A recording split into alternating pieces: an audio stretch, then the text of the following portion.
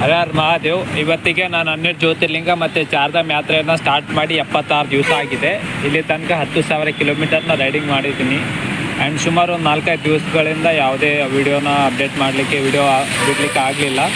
ಯಾಕಂದರೆ ಒಂದು ಕಡೆ ಬೇಜಾರು ಮತ್ತು ಒಂದು ಕಡೆ ಒಂದು ಇಶ್ಯೂ ಇತ್ತು. ಏನಪ್ಪ ಅಂದರೆ ಬೇಜಾರು ಅಂದರೆ ನನ್ನ ಹತ್ರ ಇರುವಂಥ ಒಂದು 3,000 ರೂಪಾಯಿ ಒಂದು ಎಕ್ಸ್ಟ್ರಾ ಮೊಬೈಲ್ ಇತ್ತು. 3,000 ರೂಪಾಯಿ ಒಂದು ಡ್ರೆಸ್ಸು, ಮೊಬೈಲು ಲಗೇಜಿಂದ ಬಿದ್ದೋಗಿದೆ. ಸೊ ಅದಕ್ಕಂತ ಒಂದು ಬೇಜಾರು. ಆ್ಯಂಡ್ ಇಶ್ಯೂ ಏನಪ್ಪ ಅಂದರೆ ನನ್ನ ಗಾಡಿಗೆ ಮೆಕ್ಯಾನಿಕಲ್ ಇಶ್ಯೂ ಇತ್ತು. ಆ್ಯಂಡ್ ನನಗೆ ಕೂಡ ಮೆಡಿಕಲ್ ಸ್ವಲ್ಪ ರೆಸ್ಟ್ ತೊಗೊಳ್ಬೇಕಾಯ್ತು ಮೆಡಿಕಲ್ ಇಶ್ಯೂಯಿಂದ. ಸೊ ರೆಸ್ಟ್ ತೊಗೊಂಡು ಹಾಗೆ ಜರ್ನಿ ಮಾಡ್ತಾ ಸದ್ಯಕ್ಕೆ ಎಲ್ಲಿಗೆ ಬಂದಿದ್ದೀನಿ ಅಂದರೆ ತಿರುಪತಿ ತಿಮ್ಮಪ್ಪನ ದೇವಸ್ಥಾನಕ್ಕೆ ಬಂದಿದ್ದೀನಿ.